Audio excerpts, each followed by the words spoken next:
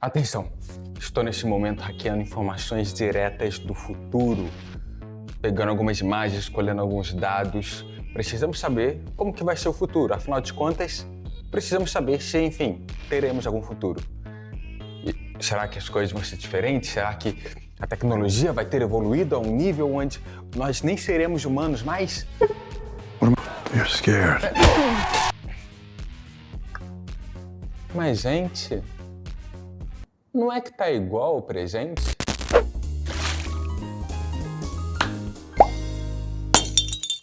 Bem, senhoras e senhores, o fato é que o futuro provavelmente não vai ser tão diferente do que estamos vivendo. Afinal de contas, já estamos no futuro e podemos dizer que, de certa maneira, em uma distopia. A única questão é que, quando a gente analisa obras que vão abordar ou vão estudar o conceito do cyberpunk, que basicamente é aquele futuro que a própria palavra descreve, cyberpunk, cyber de tecnologia e punk, que é toda essa ideia selvagem, rebelde, que na maioria das vezes é um futuro onde a tecnologia se tornou rebelde por si só, onde temos pessoas usando braços robóticos em ruas, vielas, e todo mundo tem uma certa tecnologia e também as grandes corporações dominam esse mundo. E a gente tem muitas obras que falam sobre isso. A única questão é, será que essas obras estão realmente abordando tudo que o futuro distópico tem para oferecer em uma narrativa? Eu acho que não. E eu vou analisar um pouco disso, porque tivemos recentemente os trailers de Blade Runner 2099, que vai estrear na Amazon, né? Vai ser aí um derivado do universo de Blade Runner. E também tivemos o trailer de Neuromancer, que é provavelmente uma das obras mais influentes do gênero. E nesses dois trailers, eu senti algo muito estranho, porque eu senti que eram trailers que mostravam universos muito limpos. O que é curioso, né? Quando a gente para pensar no quesito limpeza, porque afinal de contas Blade Runner fala sobre o mundo onde as corporações dominaram e está totalmente caótico, totalmente poluído, totalmente destruído e só vemos grandes prédios e lugares cinzentos sem cor nenhuma. Só que ao mesmo tempo toda a estética, a fotografia me remete a isso. E me remete também a uma narrativa que, bem, acredito que não pode, talvez não vá explorar tudo que tem a oferecer esse mundo. Então eu quero falar um pouco aqui hoje sobre uma obra que eu acredito que explora isso e que explora isso de uma maneira diferente dos aspectos que estamos acostumados. Você pode não estar vendo aqui, porque está em verde, está meio escuro, na verdade está meio claro, mas a pergunta é, o futuro é igual? O futuro é igual em todas as obras? É isso que vamos debater aqui. Iremos usar de base Ghost in the Shell, que estreou aí um novo anime, que está muito bom inclusive, eu vou falar um pouco sobre ele. Vou falar também um pouco sobre um filme, que é a primeira obra adaptada aí do mangá, e um pouco das diferenças, e ao mesmo tempo dos conceitos que essa obra traz, que eu acredito que, por ser uma obra que vem do Oriente, nos mostra uma outra perspectiva do futuro. Então, senhoras e senhores, sem mais delongas, vamos para esse vídeo. Só que antes, alguns avisos rápidos. Eu voltei aqui só para avisar que se você não é inscrito, eu vou hackear o seu computador e fazer você se inscrever nesse canal, ok? Temos vídeos muito legais aqui, obras que você vai gostar, eu acredito, eu acho, espero que goste. E também ativa o sino de notificações, porque, bem, estamos em guerra com o YouTube, e nesse caso, às vezes ele não notifica os nossos seguidores sobre os conteúdos novos que temos aqui. Ah, e também lembrando, nossas outras redes sociais estão na descrição.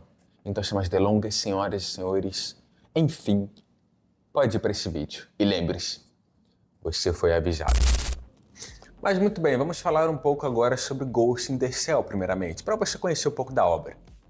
Basicamente, nessa obra, ela se passa no mundo de 2029, onde basicamente a tecnologia já tomou conta e a gente meio que não consegue diferenciar mais o que é cibernético e o que é humano, porque basicamente existe esse mundo onde tem uma grande conexão, que são os ghosts, né?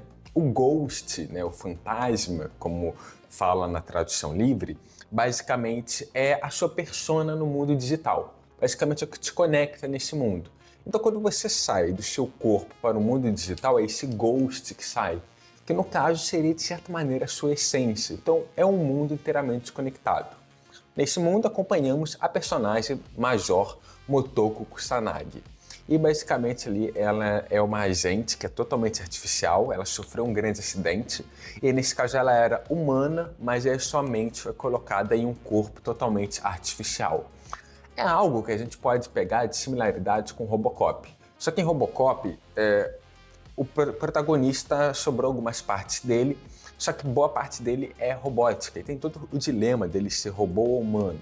Só que aqui vai um pouco mais além, onde somente a consciência dela, o cérebro praticamente, foi o que sobreviveu. E basicamente ela faz parte do time de investigação chamado Seção 9 de Segurança Pública, que é comandada pelo Daisuke Aramaki. E dentro dessa organização a gente tem também outros personagens importantes como o ciborgue Batou e o ex-detetive Togusa.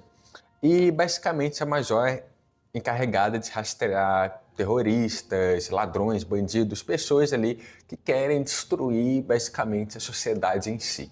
E aí nesse mundo ela é responsável por isso e são crimes que, digamos assim, de alto nível, porque é uma investigação de um político, de uma figura pública importante, entre outros. E durante essa narrativa, o maior dilema, o que move e conecta toda ela, é a investigação do mestre dos fantoches, né? Que basicamente é esse personagem que consegue invadir os fantasmas. Lembra que eu falei que ele é uma consciência, o Ghost? Então, se ele consegue invadir o fantasma, algo que não era para ser invadido, que é a sua essência nesse mundo digital, basicamente ele consegue controlar você. E para além disso, ele consegue reescrever suas memórias e manipular o indivíduo. Então, assim, é uma ameaça muito grande, é um grande inimigo. E agora a gente tem a série na Amazon Prime, que foi feita aí pela Science Saru, que basicamente é um estúdio que você deve conhecer aí se você consome esse tipo de conteúdo de Dandandan, né? E é muito bom. Eu tô gostando muito da animação, é uma animação fluida e é um futuro cyberpunk. Isso é curioso, porque na maioria das vezes o futuro cyberpunk ele pega alguns elementos do passado e reconstrói no futuro. Ele cria ali meio que uma coxa de retalhos. Um bom exemplo disso é Blade Runner, que o Blade Runner do Denis Villeneuve, que foi feito ali em 2015 mais ou menos, apesar de ser uma sequência, você vê ali que parece um mundo dos anos 90, porque tem muito uma essência ali de um futuro onde uma tecnologia foi reciclada e justamente por isso uma tecnologia que parece avançada, mas ao mesmo tempo parece antiquada. Então os computadores são grandes tubos de tela, não é uma tela de LED, por exemplo. Então é uma grande mistura. Só que aqui em Ghost in the Shell, eles vão pegar elementos que remetem muito mais aos anos 70, 80. Então é um universo futurista, só que você vê carros que você veria nos anos 70, nos anos 80, roupas que são com aquelas golas altas ou uma calça boca de sino. Então isso é muito curioso e traz uma estética bem única para relatar aqui para você. E aí vale lembrar que a gente teve aí o Ghost in the Shell de 1995. Tivemos também o filme, só que eu não vou mencionar isso, com a Scarlett Johansson, porque se tem uma carta de ódio ao universo, mundo, cyberpunk e adaptações, é esse filme que acabou com vidas, né? Enfim, não vou mencionar aqui.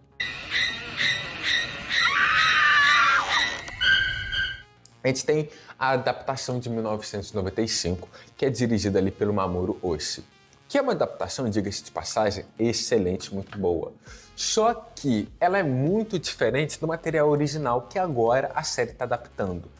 Esse filme de 1995, ele tem muita influência no que a gente vai ver de universos distópicos a partir dele. Porque a gente tem Matrix, que é muito referenciado ali. Ele pega muita referência de Ghost in the Shell, mas muita mesmo. E diversas outras obras que vão estrear depois. Só que aí ele é muito mais sombrio, ele é muito mais denso. E como é um filme, não uma série, ele basicamente pega ali e conta toda a história do mestre dos fantoches, que é esse personagem que conecta toda a trama, em 2 horas. Então é algo direto, é muito mais lento, é muito mais para você pensar de uma maneira muito mais lenta, né? De pausas filosóficas, muito mais estoico e maduro ao extremo. Tanto que a própria personagem da Motoko, ela é muito diferente em comparação com a série, porque na série, aí agora vai as diferenças.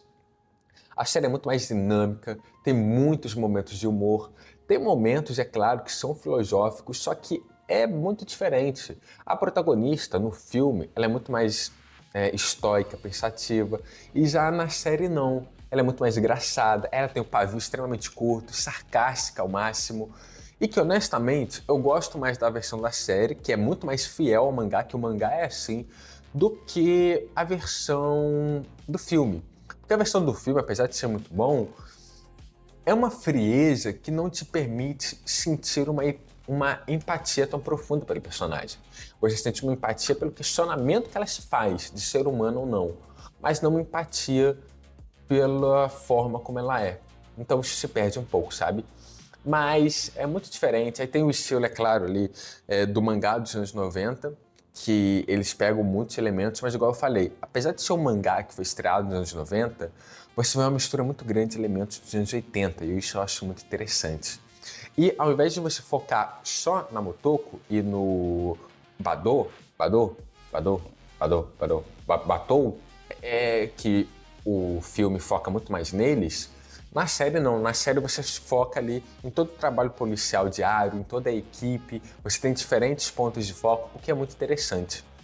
E aí, a gente vai ter ali algo que eu vou pegar de base aqui para falar agora sobre essa crítica que eu quero fazer às adaptações cyberpunk. Porque, por exemplo, a gente tem, vou pegar aqui da minha caixinha mágica, alguns livros que eu peguei de base aqui.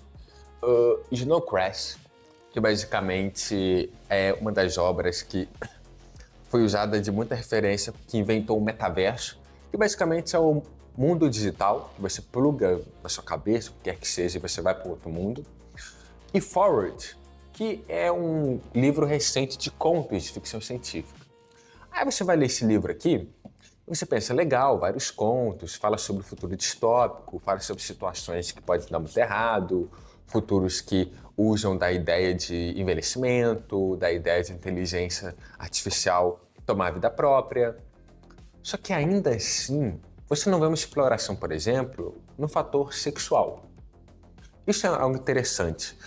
Você vê muitas obras cyberpunk, por exemplo, Blade Runner, do Denis Villeneuve, e você vê que é um mundo que tem a ideia dos replicantes, que são essas criaturas que são criadas artificialmente, só que elas ainda têm trejeitos, comportamentos muito próximo do humano, muito próximo do presente.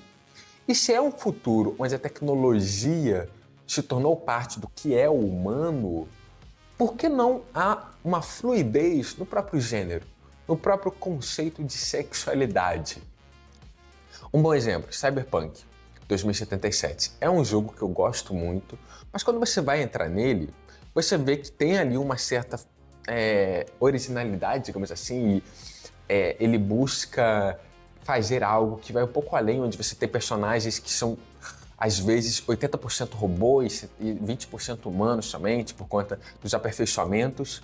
Só que você vai ver que muitas das vezes é uma sexualização extrema de personagens femininas, por exemplo. E é claro, dentro do jogo, você tem um momento lá que você pode ter relações sexuais com um homem. E você pode ter um relacionamento também com um homem dentro do jogo. Só que, ainda assim, as personagens femininas são extremamente sexualizadas. E é quase como se, olha esse futuro, nós temos praticamente algo que nós vemos no presente, que é a sexualização extrema e absurda. Então, não há uma variedade do conceito sendo abordado ali. E isso é só um exemplo, tá? Porque carros voadores, armas mega futurísticas, beleza. Mas o conceito do que é humano não mudaria? A ideia do transhumanismo, não poderíamos estudar ideias e conceitos diferentes? Porque muitas das vezes é aquela ideia de mas eu não posso namorar você, eu tenho um relacionamento com você porque você não é humano. Mas ok, mas se você tivesse, para onde essa narrativa iria levar? Me entende? E aí, eu vou pegar aqui um ensaio que é a Cyborg Manifesto, que é um manifesto cyborg de 1975, que é escrito pela pensadora feminista Donna Haraway. E basicamente nesse ensaio, né, ela mistura a biologia e a máquina não tem um mito de origem atrelado à natureza, e, portanto, deveria ser pós-gênero. Isso é um conceito interessante. O conceito do pós-gênero é o que vai para além do conceito atual que nós temos de identidade, de orientação sexual, que é diferente, né, os dois. Orientação sexual é diferente de identidade de gênero. São coisas bem diferentes. E aí, aqui, as adaptações científicas, elas ignoram essa premissa e elas vão para um outro lado. Que um primeiro lado é a manutenção do status quo, que um mundo onde as pessoas podem comprar corpos sintéticos. E aí o cinema e a TV vai o quê? Replicar papéis tradicionais de gênero e de heteronormatividade. E aí o corpo cibernético é reduzido ao quê? Uma armadura legal, um objeto de hipersexualização. Olha só, ele tem braços robóticos, vamos usar isso para satisfazer ou bater uma de maneira transcendental. Então, assim, vai de uma maneira muito pobre mesmo, sabe? Em vez de usar isso para questionar a sexualidade, como que você pode mudar a anatomia, como você pode mudar os conceitos de hoje eu posso ser um homem e amanhã eu posso ser uma mulher. E eu não estou falando isso no quesito de que você pode de uma construção de gêneros, me entende? Eu tô falando isso de um quesito além. Se você é capaz de explorar isso, por que não explorar, sabe? Indo para uma bissexualidade, para uma pansexualidade ou para além disso. E aí, a gente entra em Ghost in the Shell, que para mim rompe essa barreira através do conceito de ghost. Porque se ghost é a sua essência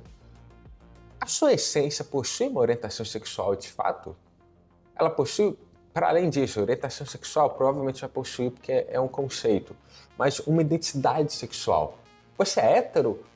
Ou você é gay? Você é homem ou mulher na sua essência de ghost? Porque esse ghost é uma essência que pode ser construída para além da ideia do seu corpo. Por que reduzir a algo tão básico como conceitos de heteronormatividade? Então, por exemplo, estudos sobre a Major Motoko apontam que a relação dela com o próprio corpo é profundamente utilitário e alienado. Ou seja, o corpo dela é feminino, produzido em massa e hipersexualizado, né? Só que é uma crítica inerente à indústria que a desenhou, porque a gente vê na série animada algo que é hipersexualizado mesmo. A Motoko, ela usa roupas apertadas, tem uma cena que é ela com outras duas mulheres fazendo relações sexuais, mas não é bem uma relação sexual, porque basicamente eles usam inibidores e pontos, basicamente conectores, que te permitem ter um prazer além do normal. Só que isso quebra uma dinâmica que é o quê?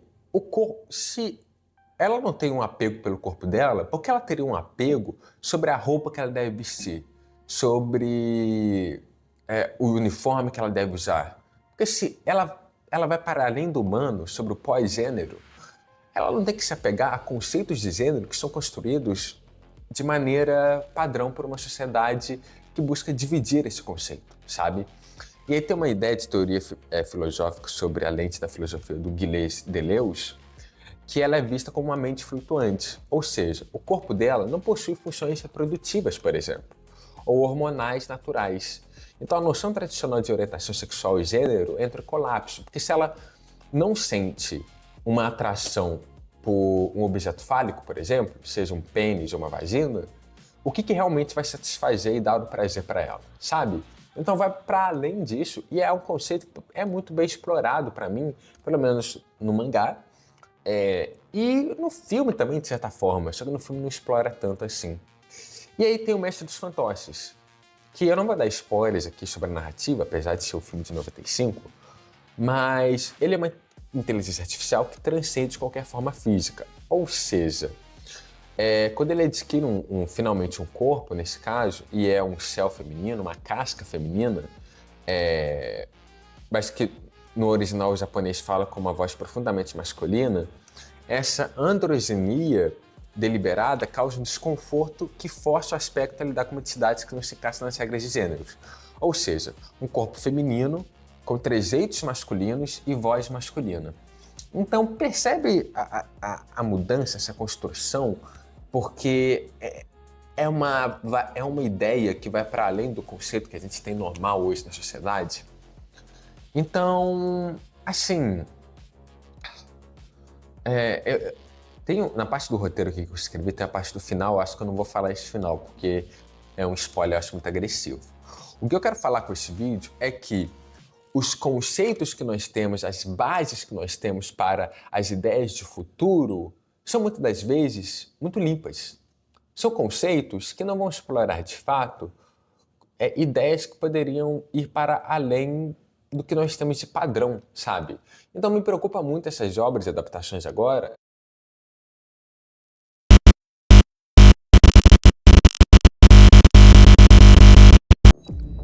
Pelo que parece, alguém tentou hackear a transmissão e impedir que essa mensagem chegue às pessoas que precisam ouvir. Ou, no caso, a bateria do microfone simplesmente acabou no meio da gravação. Enfim, eu só tenho aqui uma mensagem final. Eu entendo que as histórias em si possam começar a evoluir. Essa nova série de Blade Runner, que vai se passar ali na Prime Video, ela vai focar nos replicantes e talvez aborde elementos que fujam um pouco dos conceitos básicos que a gente vê tantas vezes sendo repetidos no gênero. Outra série que eu gostei muito e que abordou alguns elementos desses, só que ao mesmo tempo, em uma segunda temporada, se limitou novamente no conceito, foi Altered Carbon, que aborda a ideia de você ter vários corpos, você poder ter um corpo feminino ou um corpo masculino, porque corpos agora são também um produto. Então, no final das contas, as obras possuem muito potencial, só que às vezes se perdem no meio do caminho e se perdem em si próprias. E eu acho que isso ainda é um problema. E Ghost in the Shell não é perfeito, longe disso. Tem problemas, a sexualização é um dilema complicado. Contudo, ainda assim, você vê uma história sobre um protagonista em um mundo onde está enfrentando a mudança entre o humano e o não humano.